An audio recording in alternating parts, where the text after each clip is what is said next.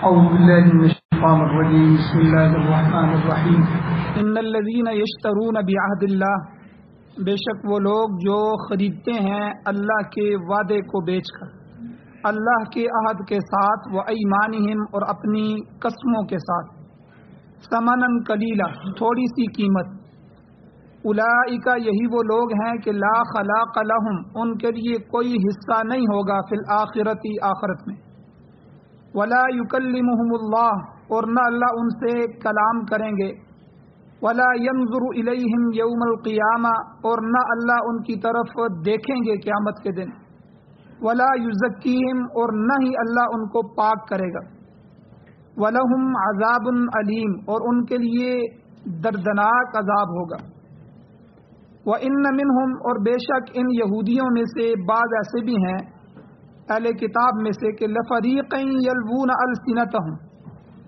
کہ ایک فریق ایسا ہے کہ جو موڑتے ہیں اپنی زبانوں کو بالکتاب کتاب پڑھتے ہوئے، کتاب کے ذریعے، لِتَحْسَبُوهُ مِنَ الْكِتاب تاکہ آپ ان کے بول کو، آپ کے اس انداز کو کتاب سمجھیں، وَمَا هُوَ مِنَ الْكِتاب حالانکہ وہ کتاب نہیں ہے، وہ کتاب کا حصہ نہیں ہوتا، کتاب میں سے پڑھ نہیں رہے ہوتے، بس زبان اس طرح مروڑتے ہیں، اس طرح بولتے ہیں کہ جس طرح وہ کتاب پڑھ رہے ہیں، اور پھر وہ یقولون ساتھ کہتے بھی ہیں کہ ہوا من عند اللہ یہ اللہ کی جانب سے ہے، وما ہوا من عند اللہ حالانکہ وہ اللہ کی طرف سے نہیں ہے، ویقولون علی اللہ الکذب اور وہ اللہ پر جھوٹ بولتے ہیں، جھوٹ کہتے ہیں، وہم یعلمون اور اس حال میں کہ وہ اس بات کو جانتے بھی ہیں۔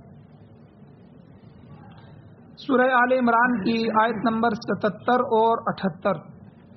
تو کل بھی یہ آیت بیان ہوئی تھی اور اس کا جو ہے آدھا حصہ، آدھی تفسیر کل کے درس میں بیان ہو گئی، جس کا خلاصہ یہ ہے کہ اہل کتاب کی بہت سی بیماریاں، بہت سی خیانتیں یہود کی، وہ اللہ جل شانہ بیان کر رہے ہیں۔ یاد رکھیں یہاں پہلی امتوں کی جو بات بھی بیان کی جاتی ہے وہ اس امت کو تنبیہ کرنے کے لیے ہوتی ہے کہ انہوں نے کام چوری کی، تم کام چوری نہیں کرنا، انہوں نے یہ گناہ کیا، تم یہ گناہ نہیں کرنا، انہوں نے یہ خیانت کی، تم یہ خیانت نہیں کرنا۔ مثلا شعیب علیہ السلام کی قوم کے اندر ناپ تول کے اندر کمی کی بیماری تھی، وہ دینے کے بعد ان کے اور ہوتے تھے، لینے کے اور ہوتے تھے، اسی طرح بیچ میں ڈنڈی مارتے تھے، صرف اس ایک عادت کی وجہ سے اللہ نے ان کو تباہ و برباد کر دیا۔ اسی طرح لوط علیہ السلام کی جو قوم تھی تو ان کے اندر لواطت کی بیماری تھی، اور اسی طرح کئی قوموں کے اندر کئی ایک دو گناہ تھے۔ تو یہ ساری قوموں کے تذکرے اس لیے ہوتے ہیں کہ تاکہ امت محمدیہ کو خبردار کیا جائے کہ اے میرے محبوب کی امت، تم میری محبوب امت ہو، لیکن اگر تم بھی ان خیانتوں کا مرتکب ہوگے تو میری نظر سے گر جاؤ۔ تو یہاں تیسری بڑی خیانت کا کل ان کا تذکرہ ہوا تھا کہ وہ ان پیشن گوئیوں کو چھپاتے تھے جو قرآن مجید کے متعلق اور حضور علیہ الصلوۃ والسلام کے متعلق ان کی کتابوں میں تورات اور انجیل میں لکھی ہوئی تھی۔ چونکہ تورات حضرت موسیٰ علیہ السلام پر نازل ہوئی، انجیل حضرت عیسیٰ علیہ السلام پر نازل ہوئی، اللہ نے اپنے محبوب کے آنے سے ہزاروں سال پہلے ان نبیوں کی کتابوں میں اپنے محبوب حضور علیہ الصلوۃ والسلام کا تذکرہ کیا، اور خالی تذکرہ نہیں کیا بلکہ حضور کے گھوڑوں کا بتا دیا کہ حضور کے گھوڑے کیسے ہوں گے، حضور کی چال کیسی ہوگی، حضور کی آنکھیں کیسی ہوں گی، حضور کے بال کیسے ہوں گے، وہ نبی آخر الزمان جو آنے والا ہے اس کی اولاد کیسی ہوگی، اس کے صحابہ کیسے ہوں گے، اس کے وزیر و مشیر کیسے ہوں گے، یہ ساری باتیں تفصیل کے ساتھ ان کی کتابوں میں لکھی ہوئی تھیں۔ لیکن ایک تو انہوں نے بہت سی چیزوں میں تحریف کر دی، رد و بدل کر دیا، ان کو مٹا دیا، اپنی کتابوں سے خارج کر دیا، الفاظ کو بدل کے دوسرے الفاظ لکھ دیے تاکہ امت گمراہ رہے اور حضور پر ایمان نہ لا سکے۔ تو وہ ان پیشن گوئیوں کے متعلق اللہ جل شانہ نے اس میں تفصیل کے ساتھ بتایا کہ یہ چیز، یہ خیانت بھی ان کے اندر موجود تھی۔ اور اسی طرح جو ان کے دو چیزیں تھیں کہ ایک تو وعدہ کر کے وعدہ خلافی کرنا، یہ بہت بڑا گناہ ہے، اور دوسرا قسم اٹھا کے، جھوٹی قسمیں اٹھا کے کسی کو مطمئن کرنا۔ ظاہر بات ہے اب میں قسم اٹھاؤں گا، لوگ کہیں گے یار مولوی صاحب جھوٹ تو نہیں بول رہے، لیکن میں اگر جھوٹی قسم اٹھاتا ہوں وہ تو مطمئن ہو جائے گا۔ اسی طرح ایک دکاندار ہے، ظاہر بات ہے مسلمان ہے، آپ جب قسم اٹھائیں گے قرآن پر اللہ پر تو لوگ اطمینان کر لیتے ہیں، تو قسم اٹھا کے سودے بیچنا، قسم اٹھا کے جو ہے کسی کو مطمئن کرنا، یہ یہودیوں کی عادت تھی۔ تو اللہ کہتے ہیں ان الذین یشترون بعہد اللہ، کہ وہ خریدتے تھے اللہ کے عہد کے ساتھ، جو اللہ سے وعدہ کیا ہوا تھا اس کو بیچ کے، وہ ایمانہم، اور اپنی قسموں کے ساتھ، ثمنًا قلیلا، تھوڑی سی قیمت، تھوڑے سے روپے لے لیتے تھے۔ تو ان کو 5 عذاب کی جو ہے جو یہاں اللہ نے ذکر کیے ہیں۔ ایک تو یہ اولئک لا خلاق لهم فی الآخرہ، آخرت میں ان کا کوئی حصہ نہیں ہے۔ دوسرا ولا یکلمہم اللہ، اللہ ان سے شفقت کے ساتھ کلام نہیں کرے گا، غصے سے بولیں گے۔ ولا ينظر الیہم یوم القیامہ، اللہ قیامت کے دن ان کے ساتھ محبت کی نظر سے نہیں دیکھیں گے، بلکہ اللہ غضب کی نگاہ سے دیکھیں گے۔ ولا یزکیہم، اللہ ان کو پاک نہیں کریں گے، یہ خود گندگی کے ساتھ زندگی گزار کے گئے ہیں اور اسی گندگی میں، جہنم کی گندگی میں یہ جائیں گے۔ وَلَهُمْ عَذَابٌ عَلِيمٌ، 5واں کہ اللہ نے ان کے لیے دردناک عذاب رکھا ہے۔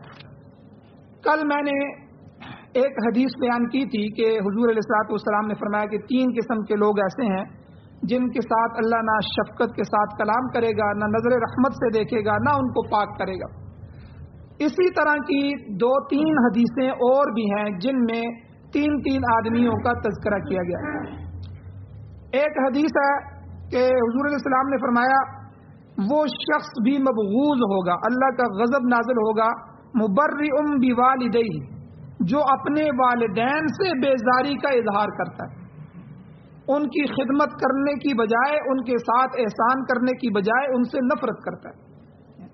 تو یہ اولاد جو اپنے والدین سے نفرت کرے، ان کے ساتھ ان کی حقوق تلفی کرے، ان کو تنگ کرے، اللہ کے غضب کا شکار ہے، اللہ کے غضب میں، اللہ کے غصے میں آئے گی۔ اور دوسرا اس حدیث میں حضور نے فرمایا مبرئ من ولدی، جو اپنی اولاد سے نفرت کرتا ہے۔ کیا مطلب کہ ان کی کوئی جو مطلوبہ شفقت ہے، محبت ہے، وہ ان کو مہیا نہیں کرتا۔ تو جس طرح اولاد سے اللہ ناراض ہوں گے جو اپنے والدین کی قدر نہیں کرتے، اسی طرح وہ والدین جو اپنی اولاد کا خیال نہیں کرتے، ان کو دین نہیں سکھاتے، ان کو اللہ کا تعارف نہیں کرواتے، ان کو حضور علیہ السلام کی سیرت سے آگاہ نہیں کرتے، ان کو حلال کمائیوں کی طرف نہیں لگاتے، تو وہ بھی اللہ کے غضب کا شکار ہوں گے کل قیامت کے دن۔ اور یاد رکھیں یہ جو ہماری اولاد جو کچھ کرتی ہے، یہ ہمارا وہ پھل ہے جو ہم نے تراشا ہے، جو آج بوئیں گے کل جن کے جوان ہونے پر وہی کاٹیں گے۔ ہم نے بہت سے لوگوں کو دیکھا ہے کہ ان کی اولاد گانے سن رہی ہے، فلمیں دیکھ رہی ہے، ان کے سامنے ان کی بچی جو ہے وہ باہر نکل کے جاتی ہے، اس کا لباس ایسا ہے کہ وہ لباس میں ٹانگوں کے ساتھ چمٹا ہوا ہے، خود اپنے موٹر سائیکل کو بٹھا کے لے کے جاتے ہیں۔ آپ اندازہ لگائیں کہ اس لباس کے ساتھ وہ اپنے کالج یا یونیورسٹی کے اندر لڑکوں کے ساتھ پھرے گی؟ یعنی یہ تربیت کون کرے گا؟ اپنی اولاد کے لباس کو کون دیکھے گا؟ ان کے گلی محلے کے اندر پھرنے ٹرنے کو کون دیکھے گا؟ اور ان کی جو ہے معاملات کو کون دیکھے گا؟ اور ہم یہ سمجھتے ہیں کہ بس صبح سے شام تک ہم مزدوری کر کے لائیں گے، بس ان کا پیٹ پالیں گے، ان کی فیسیں دے دیں گے، بس یہی ہمارا حق ہے۔ بھئی یہ حق نہیں ہے۔ تربیت اولاد یہ مستقل حق ہے، اور یہ اتنا بڑا حق ہے کہ آپ کے جو ہے ہاتھ میں اللہ نے اگلی نسل دے دی ہے۔ یہ آپ کی اولاد نہیں ہے بلکہ یہ اگلی نسل ہے۔ ایک بیج بھی اگر خراب ہو گیا وہ پورے محلے کو خراب کر سکتا ہے، پوری فضا کو مقدر کر سکتا ہے۔ تو اس لیے اگر ایک آدمی اس کی اولاد نیک ہو تو وہ پورے خاندان کے لیے رحمت کا باعث بنتی ہے۔ ہر بندہ ان سے خوش ہوتا ہے، ہر بندے کو جو ہے وہ تکلیف میں، دکھ میں دیکھ کر وہ خود دکھی ہو جاتے ہیں اور مدد کے لیے لپکتے ہیں۔ تو اس لیے اپنی اولاد سے اپنے خاندان کا تعارف کروایا جائے، ان کی خدمت کروائی جائے۔ اسی لیے دیکھیں کہ جب صدقے کے بارے میں حضور سے پوچھا گیا کہ حضور سب سے اعلیٰ صدقہ کون سا ہے، فرمایا اپنے عزیز و اقارب پر خرچ کرنا، کہ جب پہلے بھائی کمزور ہے تو بھائی پہ خرچ کرو نا، بھائی باہر جا کے تم لوگوں کو دے رہے ہو تو اپنے چچا پر خرچ کرو، اپنی پھپھی پہ خرچ کرو، ان کے بچے اگر کمزور ہیں ان پہ خرچ کرو۔ بلکہ حضور نے فرمایا اپنوں پر خرچ کرنے کا ڈبل ثواب ہے، ایک تو صدقے کا ثواب ملتا ہے، دوسرا صلہ رحمی کا ثواب ملتا ہے۔ اور ہم کیا کرتے ہیں، ہمارے ہاں حسد کینہ بغض اتنا ہے، ہم کہتے ہیں کہ یہ اپنے جو ہیں یہ بالکل اٹھ ہی نہ سکیں، ہمیشہ ہمارے محتاج رہیں، کسی طرف سے بھی ان کو ملتا ہے تو وہ بھی کھینچنے کی کوشش کرتے ہیں، یہ فضا بن گئی ہے۔ تو یہ کیا وجہ ہے کہ ہماری اولادیں جو نونہال ہیں، چھوٹے معصوم بچے ہیں، ان سے کیا گلہ کیا جا سکتا ہے کہ ان بچوں کی پرورش صحیح نہیں ہو رہی، تربیت نہیں ہو رہی، کھانا پینا چل رہا ہے، لباس اچھا سے اچھا آ رہا ہے، ہر چیز آ رہی ہے، اور اسی کو ہم نے ذمہ داری سمجھ لی ہے۔ حالانکہ اصل ذمہ داری یہ ہے کہ اولاد کے دل میں اپنی بھی محبت ڈالی جائے۔ آپ ان سے خدمت نہیں لیں گے، کل وہ آپ کے خدمتگار کیسے بنیں گے؟ ہمارے استاد فرمایا کرتے تھے اولاد سے اپنے جوتے سیدھے کرواؤ، ان کی عادت بناؤ کہ جب ابا جی باہر نکلیں تو وہ دوڑ کے پہلے جوتے سیدھے کریں۔ یہ کتنا حسن ہے، ہم کہتے ہیں بچہ ہے یار چھوڑو، اس سے کیا کام کروانا۔ تو کل پھر جب بڑھاپے میں ضرورت پڑتی ہے پھر ہم کہتے ہیں بیٹا یہ جوتا اٹھا دو، وہ کہتا ہے ابا جی میں تو نہیں اٹھا سکتا، آپ آگے چل کے جائیں نا، آپ اٹھا لیں، آپ آگے تو جانا ہے نا آپ نے، یعنی 100 فلسفے پیش کریں گے، آپ نے اٹھنا تو ہے نا، تو آپ پہن لیں۔ تو یعنی اگر پھر دے بھی دے گا تو اس پر بوجھ ہوگا، یعنی وہ خدمت کی نیت سے نہیں دے گا کہ میں اپنے والد کی خدمت کر رہا ہوں، اس پر اللہ میرے راضی ہوں گے، میرے والدین اگر مجھ سے راضی ہوں گے۔ آپ اندازہ لگائیں اللہ کے نبی نے کتنی فضیلت بتائی۔ حدیث میں آتا ہے کہ حضور علیہ الصلوۃ والسلام نے فرمایا جو بندہ محبت کی نگاہ سے اپنے والد کے چہرے پر نظر ڈالتا ہے، اللہ ہر نظر کے بدلے اس کو ایک حج کا ثواب عطا فرماتا ہے۔ آپ اندازہ لگائیں یہ کس لیے یہ فضائل بتائے۔ پیر ذوالفقار نقشبندی صاحب دامت برکاتہم کا ایک واقعہ مجھے یاد آ گیا۔ وہ فرماتے ہیں میں ہوائی جہاز پہ سفر کر رہا تھا، یورپ کے کسی ملک کا سفر تھا، تو ایک انگریز عورت میرے جو ہے بالکل دوسری طرف سیٹ پہ بیٹھی ہوئی تھی، اس کی گود میں چھوٹا سا بچہ تھا۔ اب اس کو بھوک لگی بچے کو، تو بچے کو بھوک لگی تو اس نے ماں سے کوئی چیز مانگی، تو اس کے پاس بسکٹ وغیرہ کوئی چیز تھی، تو اب وہ ماں اپنے بچے کے ساتھ کس طرح کردار ادا کر رہی، اس کو کیا سکھا رہی، تو وہ انگلش میں کہتی ہے اس کو کہ آپ کہو کہ ماما مجھے بھوک لگی ہے، مجھے آپ کھانا دیں۔ اب وہ بچہ کہتا ہے جی مجھے دیں۔ اب وہ ایک جو ہے اس کو دیتی ہے، اب وہ کھانے لگتا ہے تو وہ کہتی ہے آپ کہیں سے تھینک یو، کہ آپ مجھے کہو کہ ماما آپ کا شکریہ کہ آپ نے یہ چیز مجھے دی۔ اب وہ بچہ کہتا ہے ماما آپ کا شکریہ آپ نے مجھے یہ چیز دی۔ اب یہ چیز بچپن میں سکھائی جا رہی۔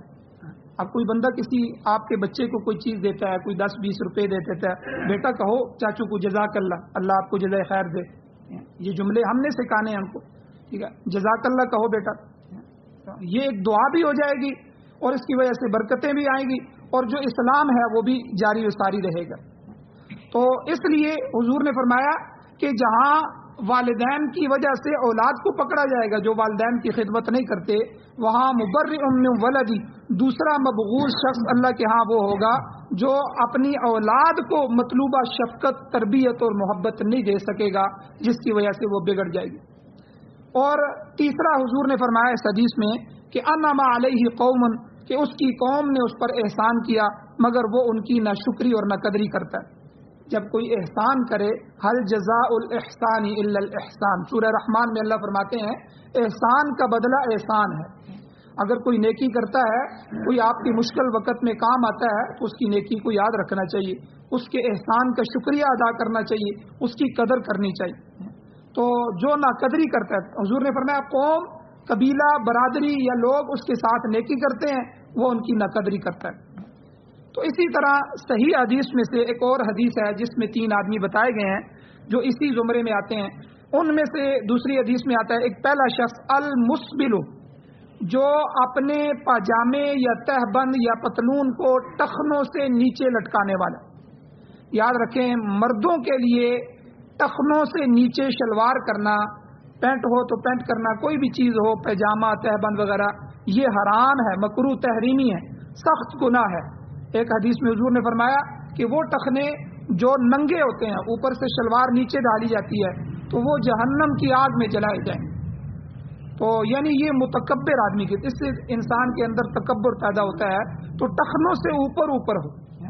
تو ایک تو یہ عورتیں اس سے مستثنا ہے، عورتوں کے لیے یہ ہے کہ ان کی شلوار جو ہے وہ ٹخنوں سے نیچے آنی چاہیے۔ اور آج ہمارے معاشرے میں سارا کام الٹ ہو گیا ہے، مرد جو ہیں وہ ٹائی پہن کے جو ہے وہ اپنی یہ بند کرتے ہیں کہ ہوا بھی داخل نہ ہو. حالانکہ مرد کے لیے ہے کہ اس کی چھاتی کھلی رہے, ٹھیک ہے, اس کے لیے کوئی حرج نہیں ہے. اور عورتوں کا کیا ہو گیا, عورتوں نے چھاتیاں کھول دی ہیں, فیشن بن گیا. مرد ٹائی لگا لیتے ہیں اور عورتیں چھاتیاں کھول رہی ہیں. حالانکہ الٹ ہے, مرد کے لیے یہ ہے کہ اس کا اگر ایک دو بٹن کھلے ہوں تو تب بھی کوئی حرج نہیں ہے. عورت یہ ہے کہ اس کی چھاتی بالکل نظر نہیں آنی چاہیے, اس کے گلے تک اس کی قمیض ہونی چاہیے. یہ پردے کے اندر شامل ہے. اور اسی طرح ٹخنوں میں کیا ہے, مرد کے لیے حکم ہے ٹخنوں سے اوپر ہو, عورت کے لیے یہ ہے کہ ٹخنے ڈھکے ہوئے ہوں, نیچے پاؤں کے اوپر جائے. عورتوں نے کیا فیشن بنا لیا, عورتوں کی شلواریں ٹخنوں سے اوپر آ گئی ہیں, بلکہ اس میں بھی ایک اور فیشن نکالا ہے. اس میں سے سائڈ سے کٹ کے ایک نیا فیشن ہے کہ وہ سائڈ سے کاٹ دیتی ہیں تاکہ وہ بھی اور زیادہ نظر آئے. تو یعنی یہ بے حیائی کا درجہ ہے. تو یہ پیچھے جو بیٹھنے والے لوگ ہیں جو یہ فیشن بنا رہے ہیں, تو یہ سارے ملحد لبرل قسم کے لوگ ہیں جن کے پاس یہ بوتیک وغیرہ یہ کام ہوتے ہیں. وہ جب بازار میں بیچتے ہیں اور ہماری عورتیں اسی طرح خرید کر یہ نیا فیشن آیا ہے اسی فیشن کے پیچھے بھاگ رہی ہیں. یہ پتہ نہیں ہے کہ اس میں حیا بھی ہے کہ نہیں ہے. ہو سکتا ہے ہم بے حیائی کے دائرے میں داخل ہو جائیں, اللہ اور اللہ کے رسول کی ناراضگی کے اندر داخل ہو جائیں. تو اس لیے پہلا شخص حضور نے فرمایا جس کا پاجامہ تہبند وغیرہ جو ہے ٹخنوں سے نیچے لٹکاتا ہے وہ بھی اللہ کے غضب میں ہوگا. دوسرا شخص والمنفق سلعتہ, جو جھوٹی قسمیں اٹھا کر سودا بیچتا ہے, گاہک کو جھوٹا یقین دلاتا ہے اور گاہک یقین کر لیتا ہے, اتنی رقم اس کو دے دیتا ہے, وہ بھی اللہ کے غضب کا شکار ہوگا. آج ہمارے بازار تقریباً اس سے بھرے ہوئے ہیں, بات بات پہ قسم, بات بات پہ قسم, لوگوں کو مطمئن کرنا, ٹھیک ہے. تو بلکہ اگر کسی کی دو اولادیں ہیں, دو بیٹے ہیں, اگر وہ بازار میں کام کر رہے ہیں, ایک بیٹا سچ بول کے, ظاہر بات سچ پہ نفع تو زیادہ نہیں آتا, سچ بولیں گے تو جو ہے معقول نفع آئے گا, اور دوسرا جو جھوٹ بولتا ہے وہ نفع زیادہ لے کے آئے گا. تو اب ہم کیا کہتے ہیں, جو سچ بول کے حلال روزی کما کے لاتا ہے یہ بڑا سادہ ہے, پتہ نہیں اس کا کیا بنے گا, کل اس کا کیا ہوگا, اس کو تو ڈیل کرنے کا بھی نہیں آتا. میرا یہ بچہ بڑا ہوشیار ہے, یہ ایسا قابو کر لیتا ہے, ٹھیک ہے, سودا بیچ کے رہتا ہے, یہ پتہ نہیں ہے کہ وہ حرام کے لقمے لے کے آ رہا ہے, یہ حلال کے لقمے لے. یعنی اس سے ہمیں اب کوئی غرض نہیں کہ حلال کیا ہے حرام کیا ہے, بس جو جتنا دھوکہ دے لے, جتنا مطمئن کر لے, جتنا زیادہ پیسے کما کے لے آئے, یہ بڑا جو ہے کمال والا ہے, اس کے اندر بڑا ٹیلنٹ ہے. تو میرے بھائیو, یہ کل قیامت کی نظریں جب کھلیں گی پھر پتہ چلے گا کہ جب حلال اور حرام کے بارے کے اوپر فیصلے ہوں گے, کون اللہ کی رحمت کا شکار ہوا ہے, کون اللہ کے غضب کا شکار ہوا ہے. تو حدیث میں حضور نے بتا دیا کہ دوسرا شخص وہ ہے والمنفق سلعتہ, جو جھوٹی قسمیں اٹھاتا ہے, گاہک کو یقین دلا کر سودا بیچتا ہے. حضرت امام اعظم ابو حنیفہ رحمہ اللہ بہت بڑے تاجر تھے, کپڑے کے تاجر تھے. ان کا ایک واقعہ آتا ہے تقوی کے پہاڑ سے کہ صبح دکان پہ آئے اور ایک کپڑا, ایک تھان ایسا تھا جس میں پرنٹ غلط تھا یا اس میں کوئی عیب تھا. انہوں نے اس کپڑے کو الگ کیا اور جو بیچنے والے تھے ان کو بتایا بھئی اس کپڑے کو جب بیچنا ہے اس کا عیب آپ نے گاہک کو بتانا ہے. ظاہر بات ہے جب گاہک کو عیب بتائیں گے تو وہ قیمت تو نہیں لگے گی, قیمت تو بہت کم ہو جائے گی, اسی قیمت میں آپ نے بیچنا ہے, اس کا عیب چھپانا نہیں. اچھا, انہوں نے رکھ دیا اور وہ چلے گئے اپنے کام میں. شام کو جب آئے تو ان سے پوچھا اپنے ملازموں سے کہ بھئی وہ جو کپڑا تھا, انہوں نے کہا جی وہ تو ہم نے بیچ دیا, ہمیں یاد نہیں رہا کہ ہم کسی گاہک کو اس کا عیب بتاتے. تو امام صاحب بہت پریشان ہوئے. فرمایا آج کی پوری آمدنی کتنی ہوئی ہے؟ کہا جی 25,000 درہم. فرمایا یہ 25,000 درہم سارے اللہ کے راستے میں صدقہ کر, اس میں سے 1 روپیہ بھی میں نہیں رکھتا. پتہ نہیں کون سا روپیہ ہو جو اس بندے سے لیا گیا ہو جس کو عیب کے بتائے بغیر. یہ تجارت تھی جس میں, اور حضور نے خود تجارت کی. حضور مدینہ کے بازار میں گئے تو ایک صحابی گندم بیچ رہے تھے, تو حضور نے ہاتھ ڈالا, نیچے تک ہاتھ ڈالا, بازار چیک کرتے تھے. حضرت عمر فاروق رضی اللہ عنہ بازار چیک کرتے تھے, نیچے تک ہاتھ ڈالا تو نیچے نمی محسوس ہوئی. تو صحابی سے پوچھا تو انہوں نے کہا کہ اللہ کے نبی, یہ سیم بارش ہوگی تو پانی لگ گیا تھا تو میں نے اسی کو خشک اور وہ ساری گندم ایک جگہ کر دی, میں نے ملاوٹ نہیں کی ہے, حالانکہ پانی لگنے سے, سیم لگنے سے گندم باری ہو جاتی ہے. تو حضور نے حدیث ارشاد فرمائی, حضور نے فرمایا من غش فلیس منا, جس نے ملاوٹ کی وہ ہم میں سے نہیں ہے. یعنی میری امت کا یہ کام نہیں ہے کہ وہ ملاوٹ کر کر کے بیچے, دھوکہ دے دے کے بیچے. تو یہ دوسرا انسان. حضور نے فرمایا کہ جو جھوٹی قسمیں اٹھاتا ہے. تیسرا شخص حضور نے فرمایا المنان، جو کسی پر احسان کر کے پھر احسان جتلاتا ہے، یعنی نہ صرف احسان اس کا ضائع ہو گیا بلکہ وہ اللہ کے غضب کا شکار بھی ہو گیا، مبغوض لوگوں کے گروہ میں شامل ہو گیا. اب ہمارے ہاں بھی عمومی طور پر احسان جب کیا جاتا ہے، کسی کے ساتھ نیکی کی، کسی کو کپڑے دیے، تو کوشش کرتے ہیں کہ بعد میں جب کوئی کام ہو تو ہم کہتے ہیں یار تمہیں میں نے فلاں وقت میں نہیں دیا تھا، حالانکہ نیکی کر کے بھول جائیں، کیونکہ نیکی تو اس کے لیے آپ نے کی ہی نہیں ہے، نیکی تو آپ نے اللہ کو راضی کرنے کے لیے کی. یہ تو اس کا احسان ہے کہ اس نے آپ کو نیکی کا موقع دے دیا ہے، اس نے قبول کر لیا ہے. تو اس لیے جب بھی کوئی نیکی کی جائے اور اس کے مقابلے میں احسان کی خواہش نہ رکھیں، تو اس کے لیے تو حکم ہے کہ وہ احسان مانے، ٹھیک ہے، اس کے ساتھ نیکی کرے، لیکن آپ کے لیے حکم نہیں ہے کہ آپ اس سے احسان کے خواہش مند ہوں، بلکہ کسی وقت بھی اگر آپ نے کروڑوں روپے بھی اللہ کے راستے میں لگائے ہوں گے، ایک دفعہ بھی اس سے یہ خیال آ گیا یا کہہ دیا کہ بھائی میں نے تمہیں اتنے پیسے دیے تھے، تمہیں یاد نہیں ہے آج تم میرے ساتھ یہ کر رہے ہو، تو اس کا مطلب ہے کہ آپ نے اللہ کے لیے دیے ہی نہیں ہے، آپ نے تو اس کو راضی کرنے کے لیے دیے ہیں. اور ایسے سخی کے بارے میں حضور نے حدیث میں فرمایا قیامت والے دن ایسے سخی کو لایا جائے گا اور اللہ اس سے پوچھیں گے تو نے میرے لیے کیا عمل کیا؟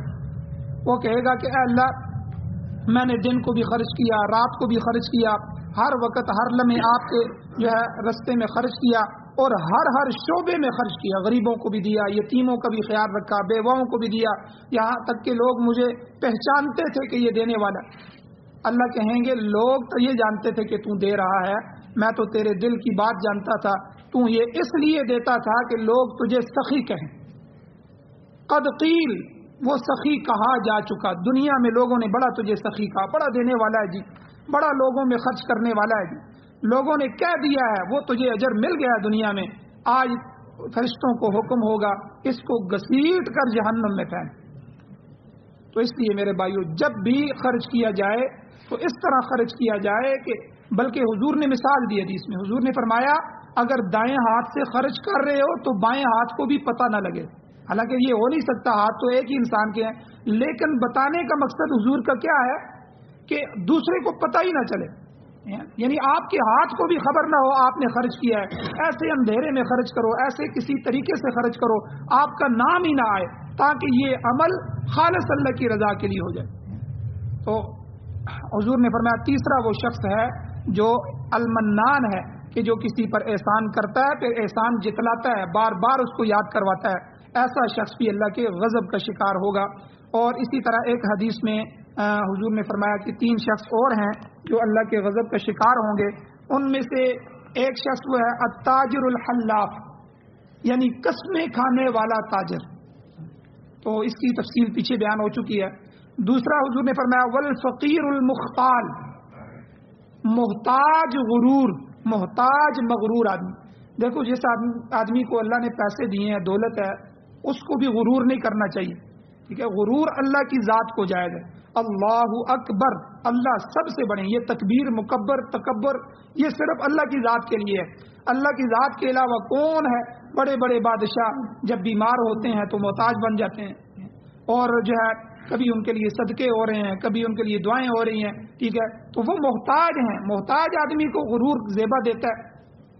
اب ناک میں ایک چھوٹا سا دانہ نکل آئے تو وہ سر پکڑ کے بیٹھ جاتا ہے، بادشاہ وقت کیوں نہ ہو، کھربوں روپے کی مالیت رکھنے والا آدمی کیوں نہ ہو. تو اس لیے اللہ کو کسی کا غرور پسند نہیں ہے. اور پھر وہ آدمی جس کے پاس ہے ہی کچھ نہیں وہ غرور کرے. حضور نے فرمایا والفقیر المختال، امیر آدمی چلو اپنے حسن پہ غرور کرے گا، اپنی کوٹھی پہ غرور کرے گا، اپنے کاروبار پہ غرور کرے گا، اپنی اولاد گاڑیوں پہ غرور کرے گا، دولت پہ غرور کرے، کچھ نہ کچھ ہوگا جو اس کے غرور کا سبب بنے گا، حالانکہ اس کے لیے بھی حرام ہے، غرور کرنا کسی کے لیے جائز نہیں ہے. لیکن ایک فقیر آدمی کچھ بھی نہیں ہے تو پھر بھی وہ غرور کرتا ہے. حضور نے فرمایا والفقیر المختال، دوسرا وہ شخص ہے جو محتاج ہو کر بھی مغرور ہو.